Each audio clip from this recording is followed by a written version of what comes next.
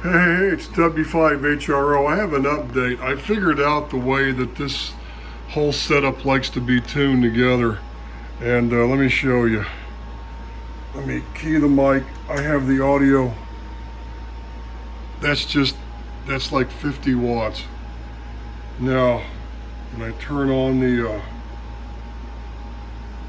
Demco audio compressor box and then take my attenuation back off, I'm getting 110 watts peak out of this thing.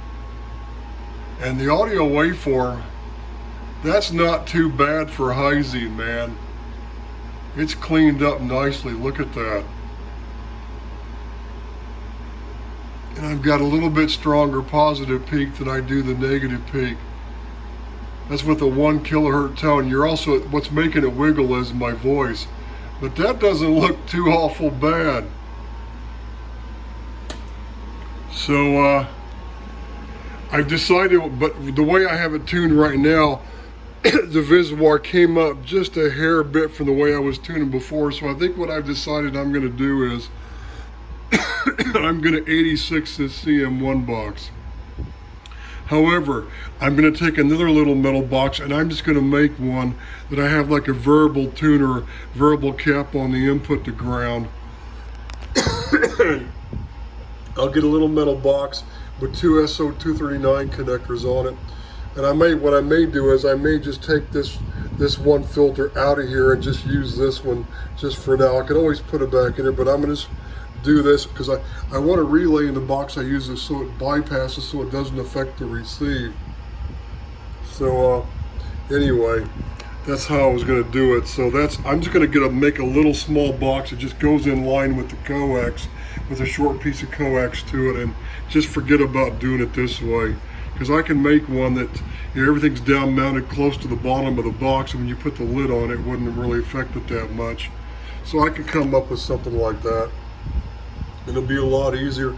It'll sit behind the desk and you won't even see it. It'll be like out of the way, you know, out of sight, out of mind. But the key is, I'm so glad I bought this little Swan SWR meter. I found this on eBay. It was still new in the box. It's made back in the 70s. So I actually grabbed it. It's just perfect for doing this because, you know, you take this out of line, it's not going to change what you have that much.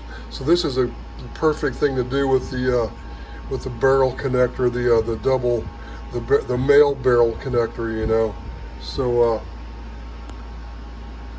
anyway, I was gonna say something, but I was gonna make a crude joke, but I not even gonna say it. People are probably saying, "Oh, come on!" No, I'm not gonna say it. But anyway, but I can get 110 watts peak out of this thing. And you saw that I had just slightly more positive peaks than negative peaks. And that's from a Heisey modulated freaking transceiver, cheap transceiver that was made, cheap CB transceiver that was made back in, this is from the early 60s, somewhere early to mid 60s.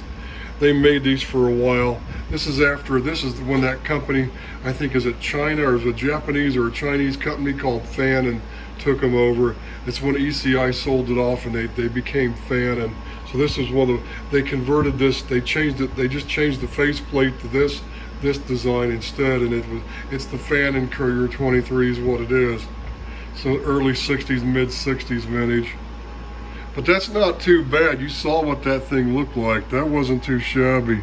So I just got a little bit more tweaking to do. And what I've discovered is this amp doesn't really get hot. However, those tubes, I've noticed when you first turn this thing on, I can actually get about 125 watts out of this thing, peak like that.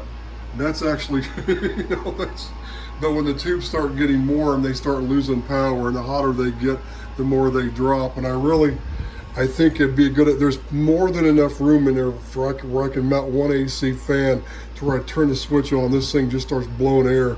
If I force air across those tubes, that might actually help us. So I think I'm gonna do that. I'm gonna add that fan, and I'm just going to make this a smaller box doing the same thing, maybe with a variable capacitor, so I can adjust it on the input, so I can just put everything in line and tweak it down to where it's nothing, even there's nothing moving here. Then I can just take this thing out of line, because these are the cables that I'm using with the setup. So that's what I'm going to do, I think. So I'm just going to put a fan in the amp and just build another remote like one of these things just for 10 meters. I could go in there and I could add some tuning for 10, but I may want to use this amp on that Mars Mobile I have on 40 meters. So, you know, and I may want to actually add 80 meters to it as well, so I could use that thing on 80. So we'll see what happens. But that's all for now. I just want to get an update that this thing, it's peaking 110 watts, and that's just peak, right? So if you add, say I have the negative peak limited 90%, you still got 90% more, you know. Just take 90% of 110, you know.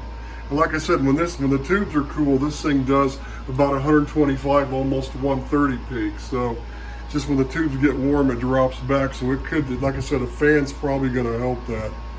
So that's all for now. 73s. This is W5HRO with the 10 meter setup, almost in the finalization stages.